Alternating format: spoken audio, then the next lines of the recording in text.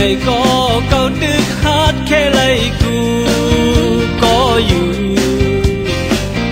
đang hàng đường mương cây đèn tầm lu tầm nghèo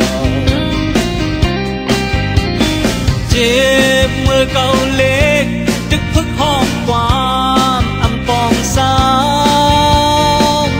khó hú lệ khó khơi hú lo cần lòng ít an tiếng tôi cùi ya dương mai tôi hương ba phít ba phồn nằm dậy có hương ba yom đừng đi bên quay mình cầu ơi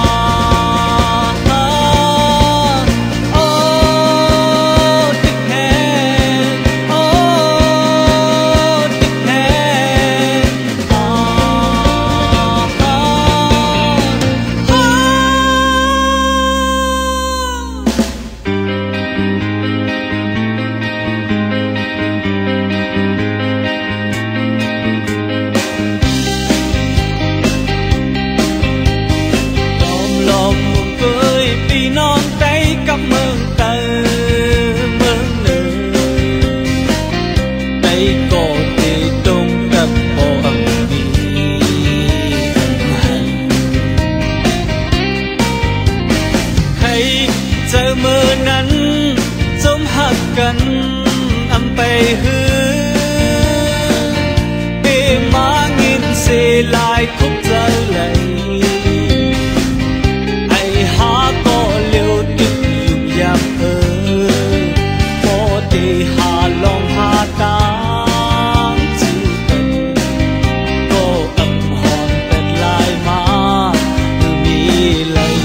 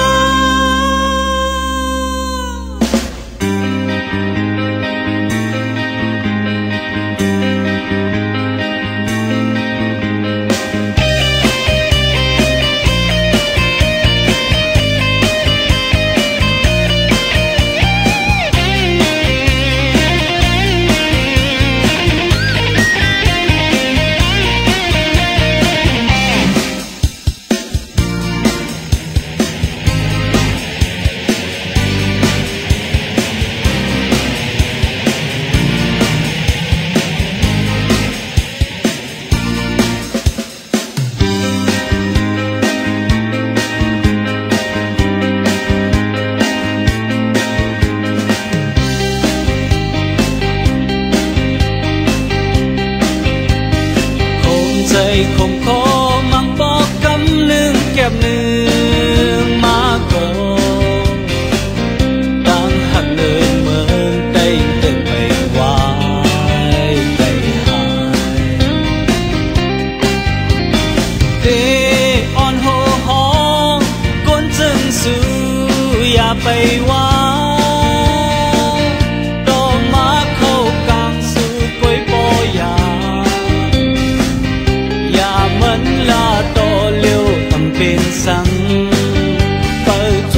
theo mưa du khứ tôi chừng